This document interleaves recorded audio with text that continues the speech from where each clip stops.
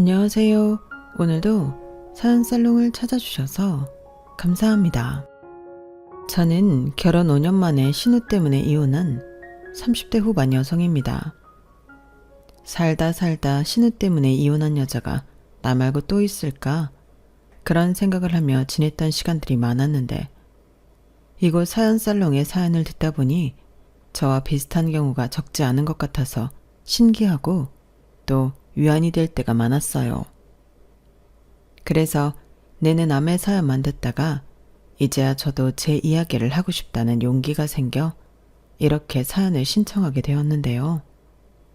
솔직히 이혼하고 정말 입에 침이 마르도록 떠들고 다녔던 제 이혼 얘기였는데 다시금 그때의 기억을 떠올리려 하니 벌써부터 열이 팍팍 오르는 것 같아요.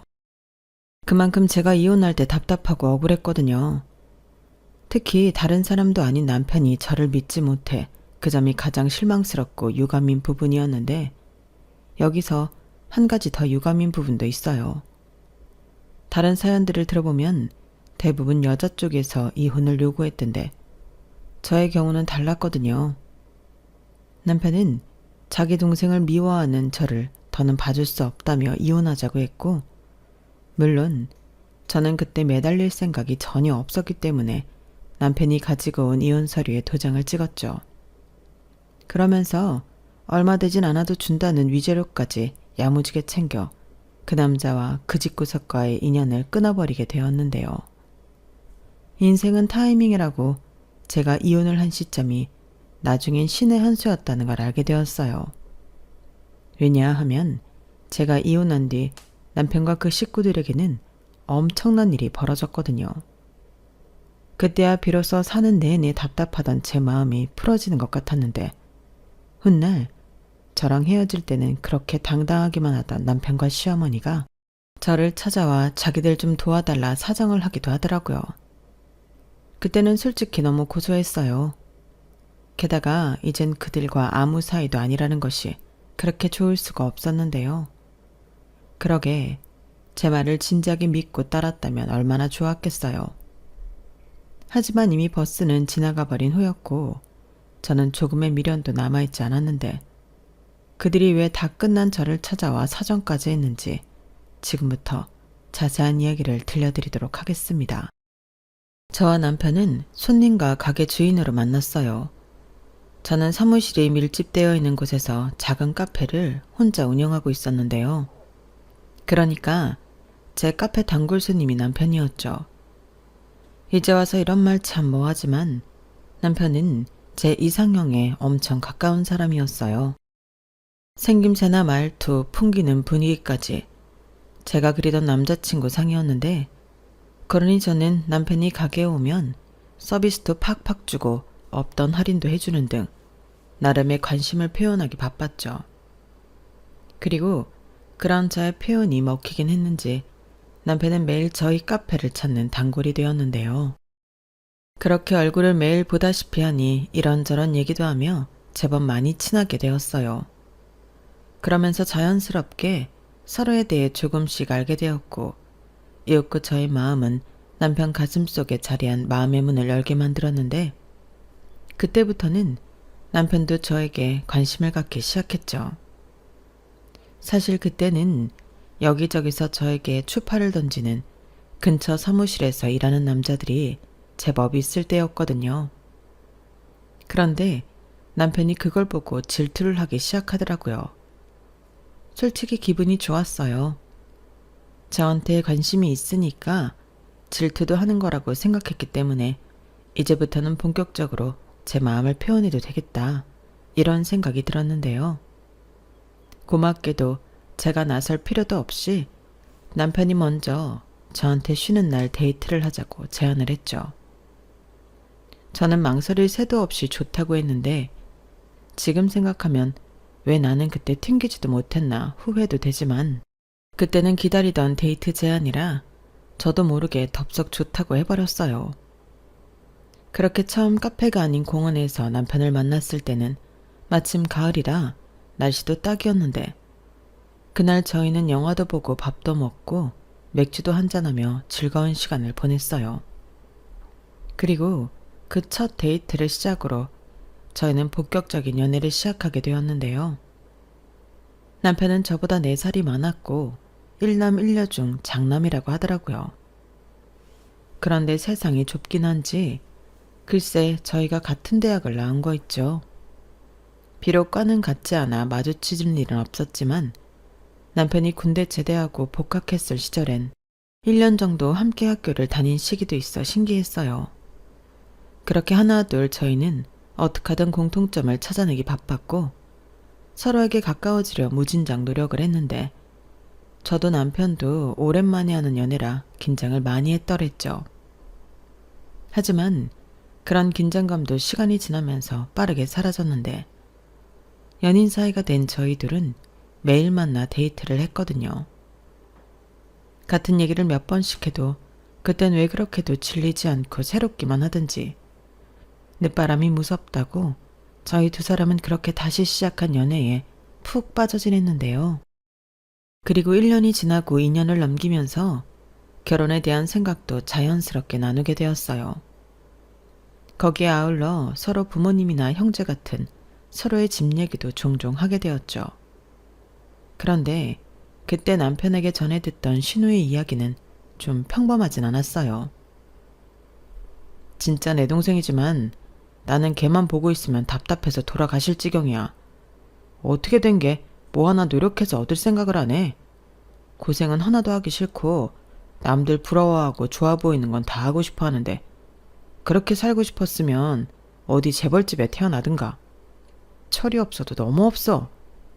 가끔은 그런 딸 낳아놓고 마음고생 몸고생하는 우리 엄마 아빠가 불쌍할 지경이라니까. 에이 말이 심하네. 그래도 자기한테는 하나뿐인 동생이잖아. 그것도 여동생. 나는 오빠들이 자기 여동생 엄청 생각하는 줄 알았는데 그건 아닌가 보네. 말도 마. 내가 머리에 총 맞았냐? 그런 여동생을 싸고 들게. 됐다 그래. 나는 걔가 시집을 간다고 해도 걱정이고 시집을 못 가도 걱정인 사람이야. 어쩌다 그런 애가 내 동생이 된 거지? 누굴 원망해. 그러지 말고 그래도 동생인데 좀 챙겨주고 그래. 너무 밉다 하면 더 엇나간다? 무슨 애야? 그리고 내 딸도 아닌데 내가 왜? 나는 하루라도 빨리 경아 나랑 결혼해서 그 밉상 하루라도 더 빨리 안 보고 싶다. 그러니까 우리 더 미루지 말고 올해 안에는 결혼하자니까. 나도 그러고 싶지. 근데 결혼도 하려면 돈이 많이 필요하잖아. 나 이 카페 차리고 대출 갚느라 돈 얼마 못 모았어. 아유, 돈이야. 둘이 같이 모으면 되지. 우리 그냥 있는 걸로 격식만 차려서 후딱 하자. 뭐? 결혼이 다시 할 수 있는 것도 아닌데 후딱 하자고? 아, 미안. 나는 빨리 해버리자는 건 아니고 그 정도로 경아랑 살고 싶다는 거지. 내 마음 몰라? 남편은 저렇게 어느 순간부터 매일 결혼 타령을 했어요. 솔직히 저 역시도 하루라도 더 빨리 남편과 결혼하고 싶은 마음이 컸는데 제가 좀 고지식한 편이라 마음에 걸리는 게 한두 가지가 아니었어요.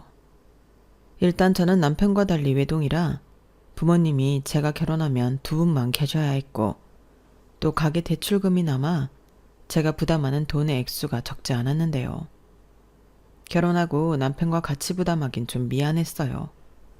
간혹 친구들은 야, 그게 왜 미안해? 같이 부담하면 좋지. 너 여유도 생기고 그 남자가 하자고 할 때 당장 해. 라고 하기도 했는데 전 양심상 그럴 수는 없겠더라고요. 하지만 남편은 다 괜찮다고 했고 저도 못 이기는 척 넘어가기로 했는데 막상 결혼을 하려고 보니 남편에게 듣게 되는 신우의 이야기가 예전처럼 단순하게 넘겨지지가 않았어요. 물론 신우 문제인데 저한테 영향을 끼쳐봤자 얼마나 끼칠까 그런 생각도 하긴 했는데요. 그래도 가족 구성원 중에 그런 사람이 하나라도 있다는 것이 저는 꽤나 신경이 쓰였어요. 신우는 위에 오빠와는 너무 판이하게 다른 아이였다 했는데 그냥 듣고만 있어도 입이 떡 하고 벌어질 정도였죠. 왜 학교 다닐 때 친구들 괴롭히는 일진 애들이 있잖아요. 그런 것도 하고 가출은 뭐 자기 마음만 내키면 하는 필수 코스였다고 했는데 집안 물건도 많이 훔쳐다 자기 유흥비로 썼다 하더라고요. 그래서 한 번은 시아버님이 너무 열받아서 다 큰 딸 머리카락을 몽땅 잘라버렸다고 했는데, 그럼 창피해서 집 밖에 안 나갈 줄 알았다가 가발을 뒤집어 쓰고 나가는 딸을 봐야만 했답니다. 그러니 공부를 잘했을 턱이 없고 어쩌다 쟤는 어떻게 먹고 살까 걱정이 많았던 가족들이라고 했는데요. 그래도 막내고 딸이라고 신경을 많이 쓰셨나 보더라고요. 그런데 그 방법이 잘못돼도 한참 잘못된 듯 했는데, 혼내고 다그쳐도 고쳐지는 게 없으니 반대로 해달라는 대로 다 들어주고 어르고 달래며 문제를 일으키지 않도록 했답니다. 그러면서 망나니 같은 쟤도 크면 철들겠지, 정신 차리겠지, 그 희망으로 버텼다 했는데요. 하지만 사람 본성이라는 게 아무리 시간이 지난다고 달라지나요? 신우는 어른이 되고 나서는 가출은 하지 않았지만 몸만 컸지 하는 짓은 어릴 때랑 똑같아서 뭐든 때를 써서 얻고 싶은 걸 얻어냈다고 했어요. 심지어 자기 부모 노후 자금까지 털어 이것저것 가게도 차려주고 지원을 하셨는 모양이었는데, 변변한 대학도 못 나왔고 마땅한 경험도 없이 가게만 차려 했으니 말아먹은 건 당연했죠. 그렇게 무려 가게를 3개나 말아먹었다고 했는데요. 카페를 하는 제 입장에선 그 말을 듣고 놀라서 벌어진 입을 다물 수 없었어요. 그 가게 셋 중에 카페도 있었거든요. 그런데 카페는 무려 반년 만에 말아먹었다고 했는데 가게들 중 가장 빨리 문을 닫았다고 했어요. 듣자 하니 카페니까 대충 해도 된다는 그런 안일한 마음 자체가 문제였던 것 같았는데, 진짜 답답하더군요. 그리고 문제가 여기서 끝이 아니었는데, 그렇게 가게를 3개나 말아먹었으면 배운 것도 있어야 하잖아요. 하지만 신우는 그런 게 없었다 했어요. 제 생각엔 자기 돈으로 차린 게 아니니 마냥 쉽게만 생각한 게 아닌가 싶었는데, 신우가 가족들에게 자주 하는 말이 있다고 했거든요. 나는 죽어도 남 밑에서 일 못해. 엄마 아빠 말도 안 듣고 살았는데 내가 왜 남의 말을 듣고 벌어먹어? 나는 진짜 싫어. 뽀대도 안 나잖아. 내가 사장이어야 뽀대가 나지. 이렇게 창피한 줄도 모르고 잘도 떠들었다고 했는데, 그러니 남편을 비롯한 시부모님은 걱정과 한숨이 끝일 날이 없었죠. 하지만 아무리 그래도 개 중에 하나는 건진다고 신우는 마지막으로 꽃집을 차렸는데, 그건 어느 정도 현상 유지를 하는 듯 보였는데요.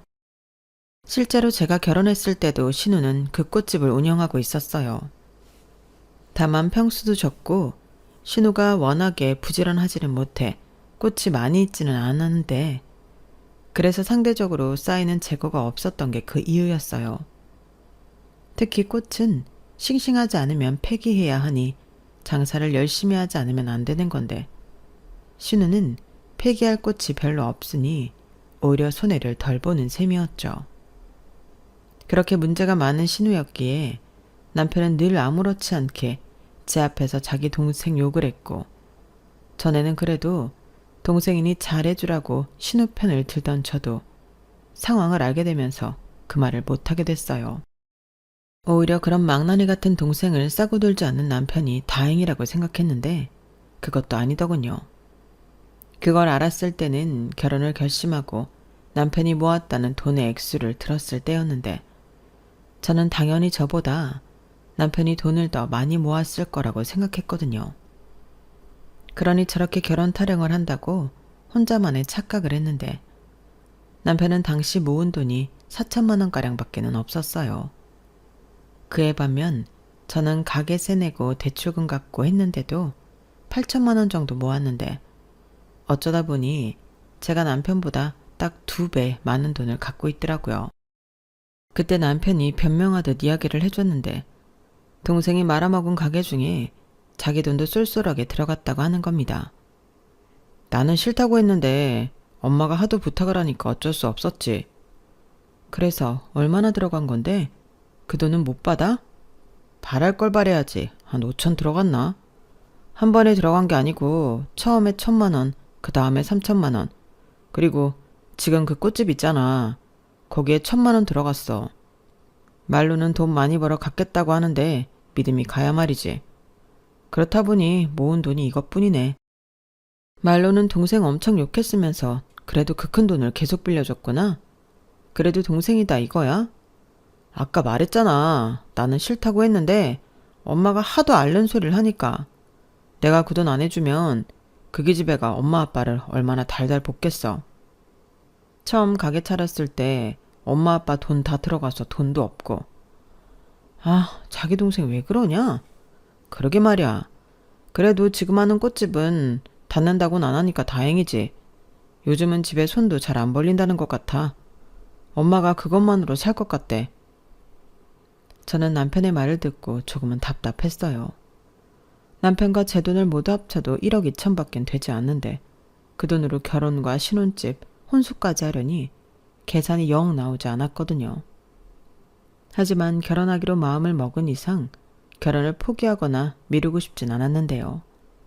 그래서 저는 남편에게 지나간 일은 어쩔 수 없는 일이고 앞으로는 절대 신우한테 금전적인 도움을 주지 않는다고 약속해달라고 했어요. 결혼을 한 뒤엔 우리가 번 돈이고 또 부부 공동재산인 만큼 그 약속은 꼭 지켜줘야 결혼을 할 수 있다고 말했는데 남편은 당연하다며 이제 일절 그럴 일은 없을 거라고 저에게 요구하지도 않은 각서까지 써주며 약속하겠다고 자기 뜻을 분명히 전했어요. 그래서 저는 그 각서를 믿고 남편과 결혼을 했는데요.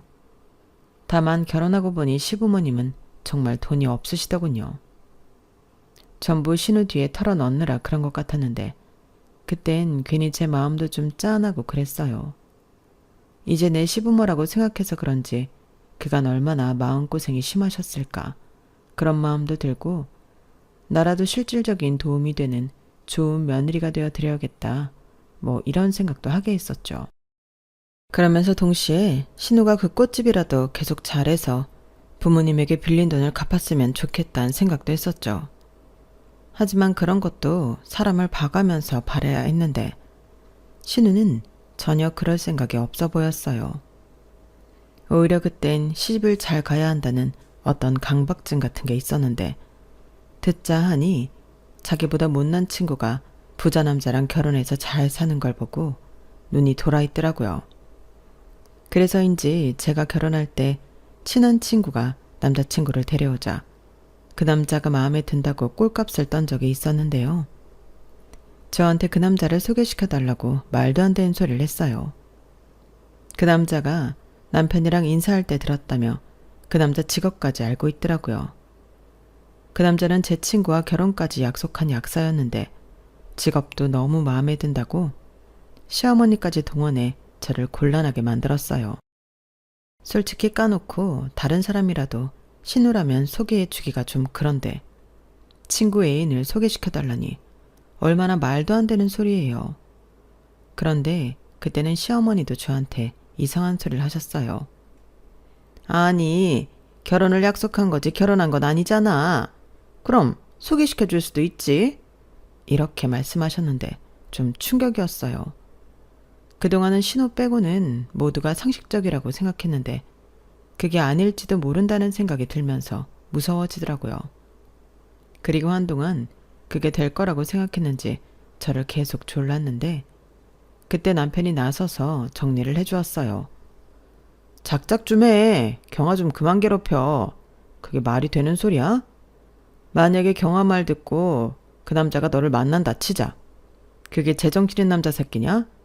그리고 내가 이 말을 안 하려고 했는데 그 친구가 교사라고 했지. 교사 여자친구 두고 왜 너를 만나? 이렇게 말했는데 분위기가 정말 장난 아니었죠. 너는 오빠라는 게 무슨 말을 그렇게 하니? 네 동생이 어디가 어때서? 이 정도면 인물 반반하고 지 가게도 하고 있는데 어디 내놔도 꿀리는 게 없지. 맞아. 오빤 진짜 이상해. 왜 맨날 나만 까내려? 나 플로리스트야. 지랄하고 있네. 꽃집 하면 다 플로리스트냐? 그럼 시장에서 화분 파는 아줌마도 플로리스트네. 아니지. 시골에서 농장하는 할머니들도 죄다 플로리스트다. 오빠! 시끄러워. 그냥 좀 소개팅 좀 시켜달라고 한 것뿐인데 이 난리를 피워야겠니? 너도 그래. 이제 시집 왔으면 우리 식구인데 친구가 대수야? 우리 은진이도 시집을 가야지. 어머니, 아무리 그래도 임자 있는 남자는 아니죠. 제가 주변에 아가씨 소개해 줄 만한 남자 있는지 생각해 볼게요.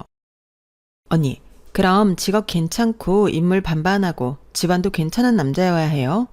아님 나 시집 안 가요. 저는 신우의 말에 기가 차서 콧방귀가 나오려는 걸 겨우 참았어요. 막말로 그런 조건을 가진 남자가 신우를 좋아할 리가 없는데 저런 말을 아무렇지 않게 하는 게 진짜 이상했어요. 그리고 저는 말만 그렇게 했을 뿐 신우한테 남자를 소개하고 싶은 생각이 없었는데요. 당연하죠. 나중에 무슨 원망을 듣게요. 그래서 연락이 올 때면 물색하고 있다, 알아보고 있다 이렇게만 얘기하고 피했는데 시어머니가 저한테 화를 내셨어요. 너 솔직히 말해. 너 우리 은진이한테 남자 소개해줄 마음 없지? 얘가 왜 이렇게 성의가 없어? 됐다, 관둬라. 그런 마음을 갖고 있는데 네가 소개해주는 남자 내가 믿음이 안 가? 라고 하시는데 욕은 먹었지만 속은 시원했죠. 그렇게 결혼 초반 말도 안 되는 억지에서 벗어날 수 있었는데요. 남편은 그 부분에 있어 저에게 굉장히 미안해했어요. 그런데는 또 나름의 사정이 있었는데 저희가 결혼할 때 가지고 있던 돈이 아무래도 좀 많이 부족해서 저희 친정 도움을 받게 되었거든요. 저희 부모님이 임대해서 월세를 받는 아파트가 하나 있었는데 저희가 신혼집 구하는데 문제가 있다고 하니 그 아파트에 들어가 살게 해주셨어요. 그래서 보증금은 못 드려도 월세는 똑같이 내겠다 말씀드렸는데 저희 아빠가 그럴 돈이 있으면 한 푼이라도 더 모아서 나가라고 하셨죠. 솔직히 그 말을 들었을 때는 저는 너무 기쁘고 감사했는데요. 남편은 죄송한 마음이 크다며 눈치 아닌 눈치를 보더라고요. 그러자 저희 부모님은 그런 남편의 마음이 더 안쓰럽다며 공치사는 물론이고 일부러 사위 기 살려주려고 노력을 많이 하셨는데 그저 앞으로 열심히만 살면 된다고 남편에게 말했어요. 그러니 자기 엄마가 저한테 그런 소리 하는 게 마음에 많이 걸린 모양이었는데 이후 겪게 된 시어머니는 진짜 별로였어요. 신우가 그렇게 큰 데는 다 이유가 있더라고요. 자기 아들이 돈이 얼마 없어서 이것저것 간소화한 건데 제가 시집 올 때 당신한테 금가락지 하나 해주지 않았다고 불평불만이 많으셨어요. 그래서 사위는 이왕이면 능력 있고 돈도 많은 사람이면 좋겠다고 그 바람을 늘 말씀하셨는데 자기 딸한테 들어간 그 돈을 사위한테라도 보상받고 싶다 하셨어요. 정말 말도 안 되는 소리였죠. 그러니 신우도 시어머니도 같은 꿈을 꾸고 있었는데 저나 남편은 그런 모녀를 보면 절로 고개가 돌아갔어요. 시아버님은 아예 신경도 안 쓰셨고요. 그런데 문제는 여전히 신우였는데요. 버는 돈도 적은데 그 씀씀이는 청담동 며느리 못지 않았어요. 그놈의 허영심 때문이었는데 부자 남자를 만나려면 자기도 돈은 어느 정도 크게 써야 한다며 이상한 생각을 갖고 있더라고요. 그러니 매달 카드값에 허덕였고 끝내 자기 오빠한테 SOS를 쳤는데 남편은 단칼에 거절했다고 저한테 의기양양하게 말했어요. 그 모습에 저는 안심이 되기도 했는데 이렇게만 지내면 저희 결혼 생활에 큰 문제는 없을 거라 생각했죠. 하지만 그건 역시 제가 너무 쉽게 생각한 거였어요. 결혼하고 그럭저럭 무탈하게 3년이 넘어갔는데 갑자기 신우가 결혼할 남자가 생겼다고 자랑을 하기 시작했어요. 언니는 내가 허황된 꿈을 꾼다고 생각했죠. 근데 내가 지금 만나는 사람이 어떤 사람인지 알면 깜짝 놀랄걸요? 그 사람은 해외 교포로 젊은 사업가고 돈도 많아요. 저한테 선물도 얼마나 자주 해주는데요. 이거 봐요. 에르메스잖아요. 언니 이런 거 들어봤어요? 아, 그리고 우리 오빠 타는 차가 페라리예요. 언니 페라리 못 타봤죠? 어때요? 남자 휘어잡는 내 실력이? 이래도 저더러 꿈깨라고 할 거예요? 이렇게 떠들어댔는데 솔직히 놀라긴 했어요. 돈 많고 능력 좋은 남자가 그렇게 여자 보는 눈이 없다니. 이걸 안 됐다고 해야 하나 고맙다고 해야 하나 헷갈릴 지경이었는데 그 일로 시댁은 물론이고 남편까지 좋아서 들떴어요. 남편 말로는 이제야 알턴니가 빠지는 것 같아서 기분이 좋은 거라고 했는데 제가 보기엔 아니었죠. 미우나 고우나 자기 동생이라고 좀 괜찮은 남자에게 시집을 가는 게 좋은 것 같았는데요. 저는 그 모습만 봐도 좋았어요. 어찌되었든 잘된 일이니까요. 그런데 그런 마음도 잠시 그 남자를 실제로 보던 날 저는 소위 말하는 사짜 냄새를 진하게 맡았는데 말하는 뽐새도 그렇고 자기 자랑만 엄청 하는 게 비호감이더라고요. 하지만 저만 그럴 뿐 시댁 분위기는 거의 뭐 잔치 분위기였는데 벌써 시어머니는 동네방네 예비사위 자랑을 엄청 하고 다니신 것 같았어요. 거기에 신우는 한참 들떠서 그 남자가 자기한테 푹 빠져 사족을 못 쓴다느니 그래서 하루라도 빨리 결혼을 하자고 안달이 났다느니 일부러 저 들으라고 더 오바를 하는 것 같았는데 자기는 어쩌면 신혼살림은 뉴욕에서 할지도 모른다고 설탕을 포대로 먹은 듯 제정신이 아니었어요. 그런데 그런 딸을 보고 있으면 너무 그렇게 들뜨지 말라고 해야 할 시어머니는 오히려 저에게 있잖아. 그때 약사라는 네 친구 애인 소개 안 받길 너무 다행이지 않니? 그때 소개받았으면 어쩔 뻔했어. 이렇게 더 괜찮고 조건 좋은 남자가 우리 은진이를 좋다고 하는데 그런 거 보면 인연은 다 있는 것 같다. 나는 이제야 밤에 팔 뻗고 잘 수 있을 것 같아. 라고 하셨는데 저는 그냥 네 라고만 했어요. 심증은 그 남자가 사기꾼 같은데 그 말을 했다가는 두 모녀가 저를 가만두지 않을 것 같아서 그냥 입을 꾹 다물기로 했죠. 그리고 그 사기꾼 같은 남자는 시댁에선 이미 사위가 되어 윤서방이라는 호칭으로 불렸는데 남편도 똑같이 윤서방이라고 불러 저를 당황하게 만들더라고요. 하지만 그때도 저는 참았는데 자기 동생이 좋은 남자 만났다고 생각하는 남편에게 뭐라고 할 수는 없겠더라고요.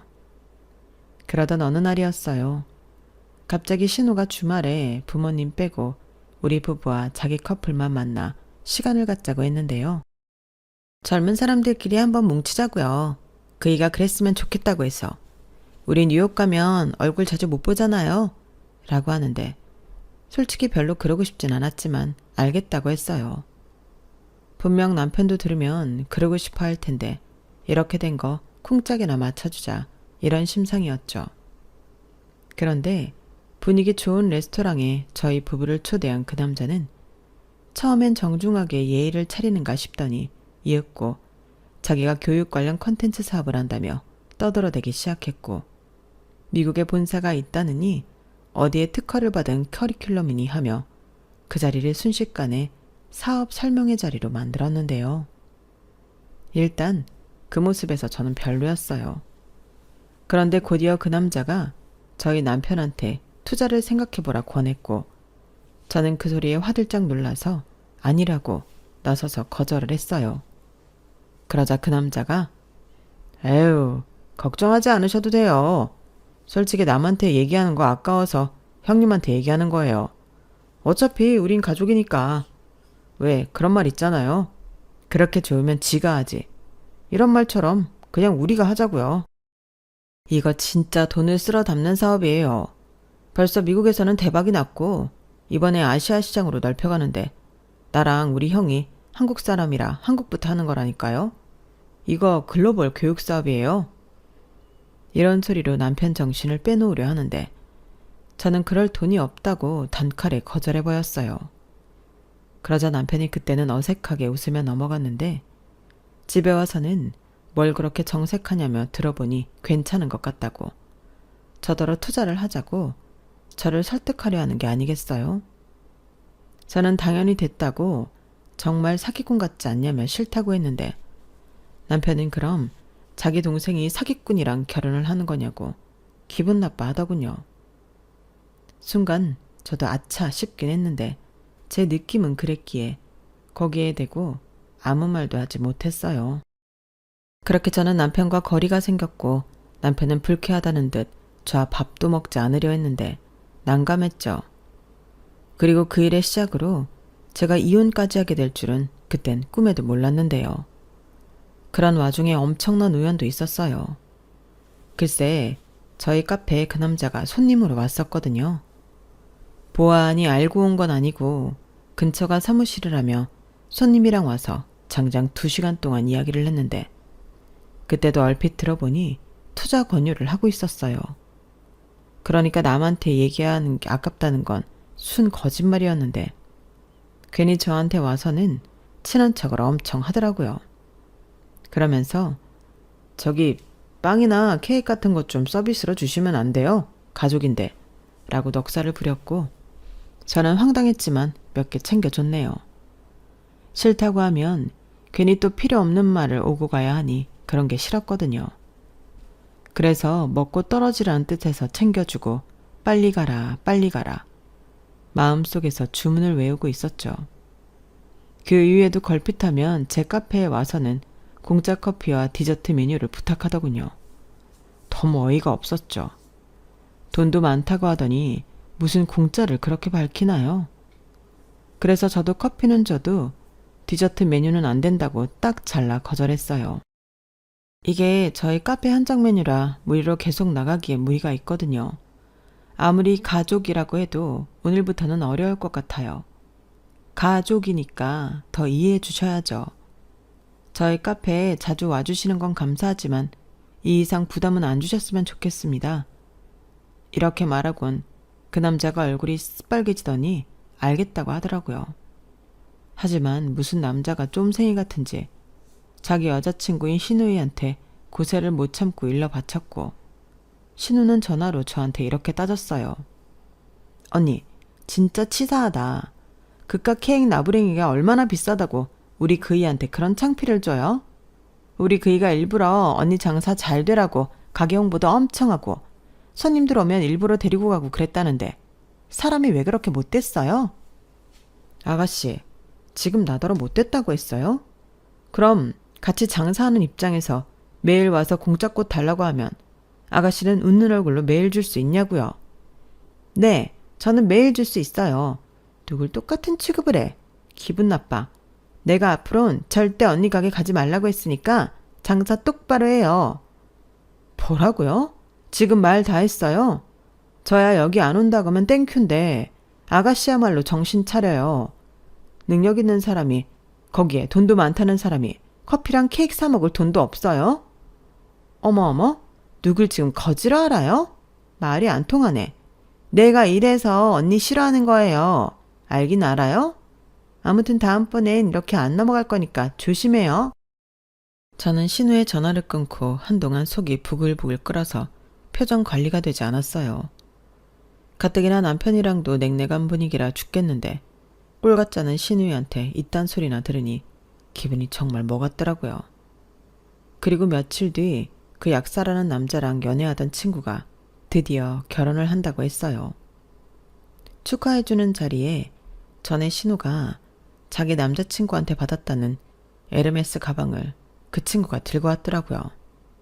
그래서 순간 이거 우리 신우도 있는 가방인데 엄청 비싼 거라며? 라고 말했고 친구는 이상하다는 듯 고개를 갸웃거렸는데 그 친구의 말은 이랬어요. 이거 국내에 하나 들어왔어. 내가 이거 산다고 손을 얼마나 벌벌 떨었는데 근데 이걸 네 신우가 들었다고? 이상한데? 친구는 그렇게 말하더니 해외에서 사서 온 거 아니냐고 그럼 그럴 수 있다고 하면서 제 눈치를 살피는 것 같았어요. 사실 따지고 보면 그러던지 말던지 할 수 있는 일이니 친구는 그냥 좋게 넘기고 싶어 하는 눈치더라고요. 그래서 저도 뭐 그런가 보네. 그 남자가 미국에서 왔대. 그때 사왔나 보지 라고 넘겼고 대신 친구의 가방을 이리저리 살펴보았네요. 그리고 신우가 걸핏하면 그 가방을 들고 다녔기에 신우 가방을 보게 되는 건 그리 어렵지 않았는데요. 확실히 친구 가방과 신우의 가방은 좀 달랐어요. 아는 만큼 보인다고 로고 자수도 그렇고 디테일한 바느질도 그렇고 확실히 신우 가방이 어딘가 좀 엉성하더라고요. 하지만 차마 제 입으로 이거 짝퉁 아니에요? 라고 할 수 없었는데 그럼 또 저기 집애가 얼마나 지랄 발광을 할지 그냥 덮어두자 싶었죠. 그런데 저는 점점 그 남자가 이상하게만 느껴지는 가운데 남편은 저 몰래 그 남자를 만나고 그 남자의 말에 현혹이 된 것 같았어요. 그때 당시 신우는 본격적으로 결혼을 준비한다며 바빴는데 그 때문인지 남편은 더욱 그 남자를 가족으로 믿고 그 남자의 말에 관심을 기울이는 눈치였어요. 저는 이렇게 되면 나중에 우리까지 큰일 날 수 있다는 걱정에 휩싸였어요. 이미 마음을 뺏긴 남편에겐 제 말이 들리지 않더군요. 전에도 그렇고 왜 그렇게 우리 윤서방을 의심해? 윤서방 사람도 괜찮고 능력 있는 사람이야. 내가 딱 보면 알지? 라고 하는데 한숨이 절로 나왔어요. 지가 보면 뭘 보나요? 누가 봐도 사기꾼인데 신우와 그 가족은 그걸 못 보는 건지 저는 답답하고 미칠 지경이었어요. 그런데 남편은 저더러 혹시 내 동생이 괜찮은 남자를 만난 것 같아서 질투해? 속으로 은근 무시하고 까내리더군요. 자기보다 더 잘난 남자 만나 행복할 것 같으니까 배 아프냐고 하면서요. 기가 막히고 코가 막혔어요.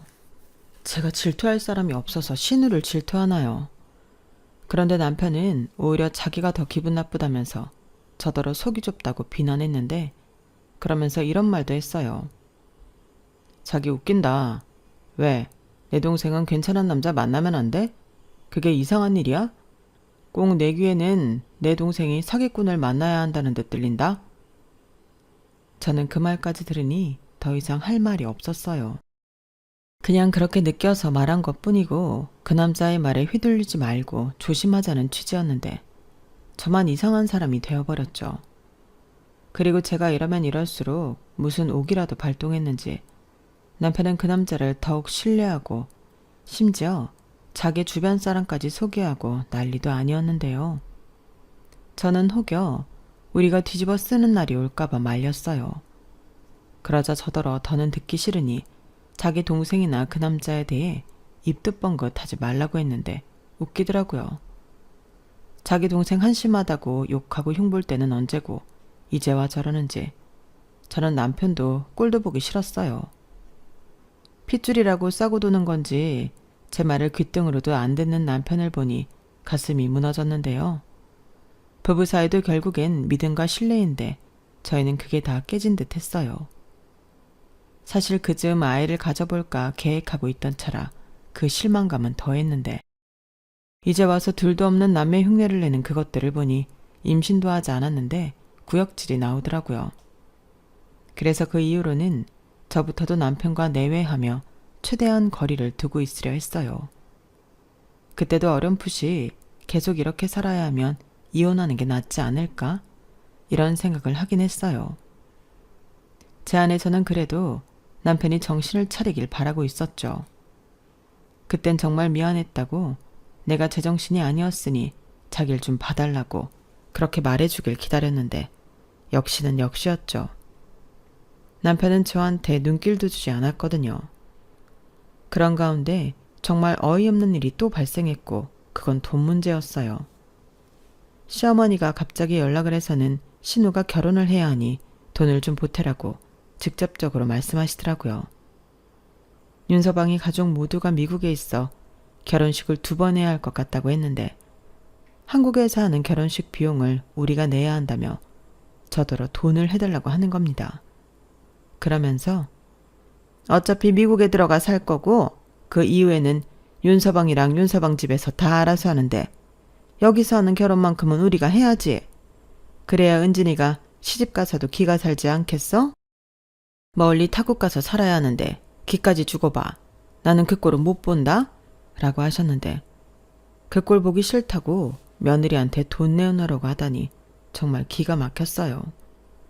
그래서 말했죠. 그럴 돈이 없다고요. 우리도 돈이 없어 신혼집 못 구해 친정 도움받고 있는데 그럴 돈이 어딨냐고 살짝 격양돼서 말했고 시어머니는 저희 신혼집 못 구해 굳은 돈 있지 않냐고 그 돈을 달라고 하셨어요. 진짜 그땐 날강도처럼 느껴졌는데 자기 아들 돈보다 제 돈이 훨씬 많은데 그 돈을 달라니 너무 불쾌했어요. 그래서 어머니, 그래도 이건 아니죠. 저희는 뭐 언제까지 저희 부모님 아파트에 살아요? 저희도 얼른 돈 모아서 이사 가야 해요. 그 돈으로 아가씨 결혼하면 저희는 무슨 돈으로 이사를 가요? 라고 따졌는데요. 시어머니는 눈 하나 깜짝하지 않고 이렇게 말씀하셨어요. 그럼 네 신우는 돈 없으니 결혼도 하지 말라는 거냐? 그 소리가 아니잖아요. 왜 신우 결혼하는데 그 돈을 저한테 달라고 하시냐는 소리죠. 됐다. 너랑은 도무지 말이 통하지 않으니 내 아들이랑 얘기하마. 좌우간 너도 그러는 거 아니야. 시집 왔으면 내 식구인데 너 은근히 내 딸이 잘 살까봐 국회하잖아. 네? 그럴 리가요. 어머니, 그건 진짜 오해세요. 시끄러워. 내가 네 진짜 속을 모를 줄 알고? 아, 신보가 그렇게 고약하니 애도 안 생기는 거다. 저는 시어머니의 말에 충격을 받았어요. 애는 남편과 합의해서 그동안 갖지 않은 건데 시어머니는 제가 애도 못 갖는다고 생각하고 있던 것 같더라고요.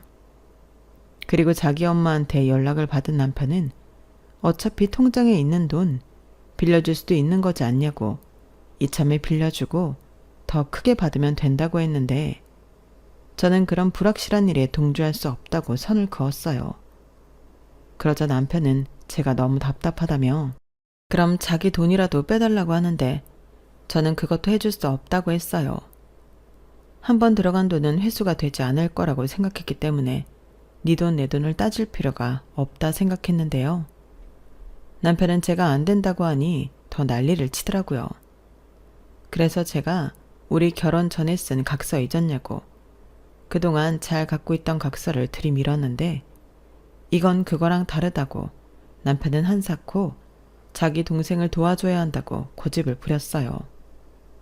그러면서 정 네가 싫다고 버티면 어쩔 수 없지. 우리 이혼해. 이혼하고 내 돈 다시 내놔.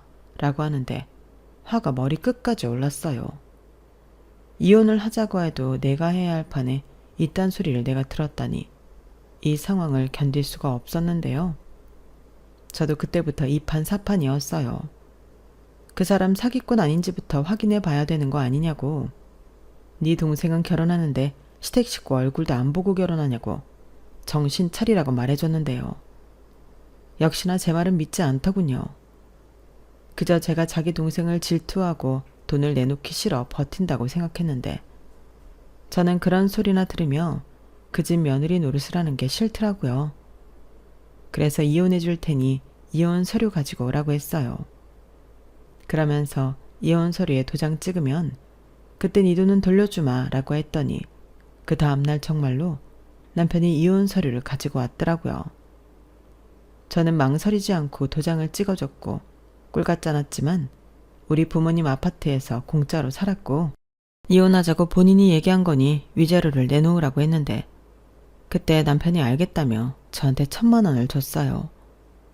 솔직히 더 뜯어내고 싶었는데 워낙에 가진 돈이 적다 보니 여기서 더 달라고 하면 싸워야 할 것 같고 1,000만 원으로 만족했어요.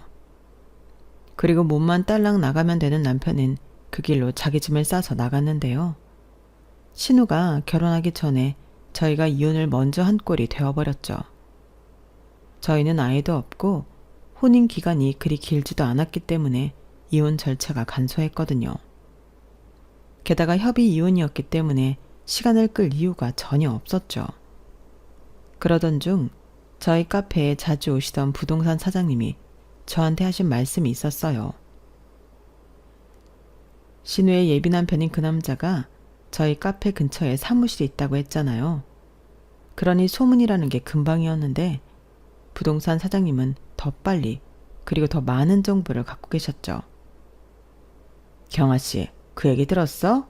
저기 여기 사무실 단지 들어오는 초입에 있는 건물 있잖아. 무슨 교포라고 했는데 글쎄 맨날 투자 설명에 뭐 그딴 거나 하더니 그게 사기였어. 네? 그 초입에 있는 건물이면 대표가 윤씨 아니에요? 맞아. 윤재호라고 했던가? 무슨 교육 콘텐츠 사업을 한다고 했는데 교육은 개뿔? 완전 투자 사기. 완전 난리 났잖아. 사기 맞아요? 사기야. 그 남자 벌써 튀었다고 하던데 에휴, 맨날 곡소리 나고 시끄러운데 경아 씨는 몰랐어? 네, 저도 요즘 정신이 없어서 가게를 닫는 날이 많았거든요. 그래, 자기 안 그러더니 무슨 일이 있어서 가게를 계속 닫고 그랬어. 한 달 넘었지. 나는 그래서 애라도 가졌나 했잖아. 그게 아니고 저 이혼했어요. 뭐? 이혼을 했다고? 여기 사무실 다니는 남자랑 결혼하지 않았나? 네, 그리고 그 사기라는 사무실 그 남자 있잖아요. 그 남자 제 전신우랑 결혼할 사이였어요. 이건 또 무슨 개가 짖는 소리야? 그 남자 유부남이야? 네, 정말이에요. 그래, 그 사무실 얻을 때 우리 사무실도 왔거든. 계약은 우리 쪽에서 안 했지만 그때 자기 와이프라고 같이 왔어. 내가 똑똑히 기억해. 아빠 하던 애도 있었는데. 뭐라고요? 진짜 가지가지 한다. 이건 뭐 사기가 한두 가지가 아니네. 누군지 모르지만 자기 전신 큰일 났다. 저는 부동산 사장님들 말씀에 조금 당황했어요.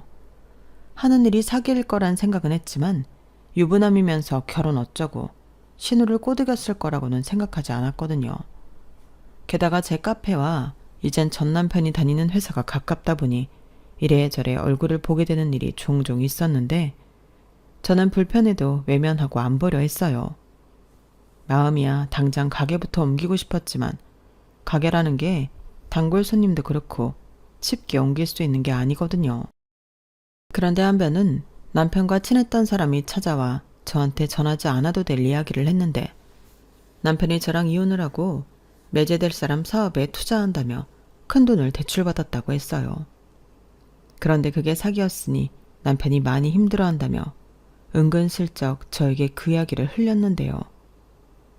저는 그러냐고 무미건조하게 대답했어요. 이혼한 마당에 별로 참견하고 싶지 않다고까지 말을 했는데 딱 봐도 남편이 뒤에서 저를 한번 떠보라고 시킨 것 같았거든요. 그래서 그런 얘기 불편하니까 하지 말아달라고 선을 확실하게 그어버렸는데 속으로는 쾌재를 불렀죠. 내가 그렇게 사귀라고 했는데 내 말을 무시한 남편과 시댁 사람들이 너무 쌤통이었어요. 저랑 헤어질 때 남편이 분명 그랬거든요. 너 나중에 나 투자 대박 나서 돈방석에 앉고 세장가 갈 때 땅 치고 후회하지 마. 이렇게 말했는데 후회는커녕 너무 다행인 거 있죠? 타이밍도 어쩜 그렇게 딱 일 터지기 전에 이혼 서류에 도장을 찍었는지 이거야말로 하늘에서 조상신이 도왔다고 말해도 과언이 아니었는데 남편은 거꾸로였죠. 자기 갖고 있던 돈도 다 날리고 빚까지 져서 빚더미에 올랐으니 아주 패가망신했을 텐데 그때 한편으로 궁금한 게 하나 있었어요. 유부남이라는 그 남자가 돈 가지고 튈 때 과연 신우는 어떻게 되었을까? 그게 너무 알고 싶더라고요. 하지만 이혼한 마당에 직접적으로 물어볼 순 없었고 신우가 하던 꽃집 근처에도 가봤는데 가게는 이미 문이 닫혀 있었어요. 그리고 임대문이라고 붙어있는 걸 봐서는 가게도 접은 것 같았는데요. 제가 걸음을 옮기려는 순간 시어머니와 마주치게 되었죠. 정말 어색하고 죽을 것 같더라고요. 그런데 시어머니는 달려와 제 손을 꼭 잡았는데 무슨 동아줄이라도 잡은 듯 제 손을 아주 꼭 잡으셨어요. 잘 왔다. 너도 우리 걱정돼서 온 거지? 네? 그럴 리가요. 아니에요. 아니라고 해도 네 마음 다 알아. 네가 우리를 좀 걱정했어? 그때 네 말을 들었어야 했는데 그놈이 그렇게 악질적인 사기꾼인 줄도 모르고 우리 딸 인생 어쩌면 좋니? 왜요? 결혼식 올렸어요? 결혼식은 무슨 그놈이 글쎄 애 딸린 유부남이란다. 아주 사기를 쳐도 어떻게 그런 걸 사기치니? 아 그러게요. 가족이니 뭐니 그런 말 할 때 알아봤어야죠. 그러게나 말이다. 네 말을 들었어야 했는데 우리 집 그놈한테 다 털렸어. 결혼자금이다 투자자금이다. 집까지 담보 잡아서 돈 끌어다 썼는데 이를 어쩌면 좋니? 평소에 저는 촉이 좀 좋은 편이에요. 시어머니가 저런 말씀을 하는데 이건 나더러 도와달라고 덫을 놓는 거구나. 딱 감이 오더라고요. 그래서 시어머니 손을 얼른 뿌리치고 유감이라고. 근데 이제 다 지난 일이니 저랑은 상관없는 말씀이라고 도망치듯 그 자리를 피했는데 그 다음날 남편이 무슨 소리를 들었는지 제 카페에 자기 엄마를 데리고 나타났어요. 그때는 마치 저승사자를 본 듯 저도 깜짝 놀랐는데 남편이 다짜고짜 무릎을 꿇고 빌기 시작하더라고요. 자기들 전부 길거리에 나앉게 생겼다며 저도 도와달라고 했는데 제가 미쳤나요? 싫다고 바로 거절했죠. 그러자 그럼 자기가 줬던 위자료라도 돌려달라고 하는데 어이가 없었습니다. 누가 위자료를 줬다가 뺐나요? 자기가 저랑 이혼할 때 자기는 더 큰 돈 벌 거라고 선심 쓰듯 줘놓고 이제 와서 그 돈이 아쉬워 저러는 꼴을 보니 웃기더라고요. 그러면서 남편도 시어머니도 자기 동생 자기 딸 탓만 하며 욕을 하는데 이 모든 게 다 자기들이 아닌 신우 때문이라고 화살을 돌리기 바빴어요. 그 모습을 보는데 진짜 마음이 안 좋더라고요. 자기들한테 이익이 될 때는 그렇게 싸고 돌더니 이젠 그 탓을 하면서 이런다는 게 제 가족이 아니라 다행이라는 생각마저 들었는데요. 이유가 뭐가 됐든 제 대답은 똑같았어요. 싫다는 거였죠. 그리고 또다시 제 가게에 와서 공상을 떨면 그땐 영업방해로 경찰에 신고한다고 엄포를 놨는데요. 남편은 자기 돈만 내놓으면 여기 올 일 없다고 큰소리 쳤어요. 그래서 그게 왜 네 돈이냐고, 위자료를 줬으면 내 돈이라고, 정 그렇게 가져가고 싶으면 법으로 하라고 하며 경찰에 신고를 했어요. 아마 그 인간도 알았던 것 같아요. 저한테 준 그 알량한 돈을 받아낼 수 없다는 걸요. 그러니 이렇게 생떼를 부리는 건데 저를 만만하게 본 것 같아 더 기분이 나빴어요. 그리고 그때가 가게 계약이 끝나서 연장을 할지 말지 고민해야 할 시점이었는데요. 저는 과감하게 연장을 안 하기로 마음먹었어요. 이렇게 저렇게 저 사람들과 엮이는 것도 싫고 저도 좀 재충전하는 시간을 갖고 싶었는데 그래서 하루라도 빨리 가게를 빼려 했었죠. 그리고 다행히 금방 제 카페를 인수하겠다는 작자가 나타났고 저는 그렇게 정든 카페를 정리하고 나올 수 있었어요. 그 뒤 한동안은 여행도 다니고 다시 베이킹도 배우면서 저는 제 미래를 준비했는데 그래서 현재는 다른 곳에서 좀 규모 있게 카페를 하고 있습니다. 오전 시간에는 브런치도 함께 판매를 하고 있는데 현재까지 반응이 괜찮아요. 그래서 요즘은 다시 일하는 재미에 빠져 살고 있는데요. 저는 단언컨대 누구들처럼 허황된 꿈에 매달리지 않고 제 힘으로 제 인생을 책임지고 살 겁니다. 세상엔 거저러 얻는 건 없다고 생각하거든요. 그리고 제가 땀 흘려 얻은 것만이 진짜 내 것이라고 생각하는데 그 인간들도 저 같은 생각을 했다면 그렇게 사기를 당하고 거짓골이 되진 않았겠죠. 다행히 그 난리 이후 저는 그 인간이 어쩌고 사는지 모르고 지내고 있는데 앞으로 영원히 모르고 살길 바라는 바입니다. 한때는 제 이상형이라 좋아했고 또 결혼해서 행복한 가정을 꿈꾸기도 했지만 우리는 백년해로와 인연은 아니었나 봐요. 한편으로는 그게 좀 씁쓸하기도 한데 어쩔 수 없죠. 다음을 기약하는 수밖에요. 제 나이가 그래도 아직은 젊은 편인데 나중에, 아주 나중엔 진짜 제 가치를 알아주고 제가 하는 말에 귀 기울여주는 그런 좋은 사람을 만나길 기대해 봅니다. 이상 제 이혼 사연은 여기까지예요. 제 이야기 어떻게 들으셨나요? 부디 제 사연에 공감하며 들어주셨길 바라며 저는 여기서 마무리 인사를 전하겠습니다. 지금까지 사연 들어주셔서 감사하고요. 늘 여러분의 인생에 좋은 일만 가득하길 진심으로 바랄게요. 안녕히 계세요. 여러분, 사연 댓글에 응원과 현명한 조언 부탁드려요. 좋아요와 구독은 저에게 큰 힘이 됩니다. 오늘도 좋은 일 가득하세요.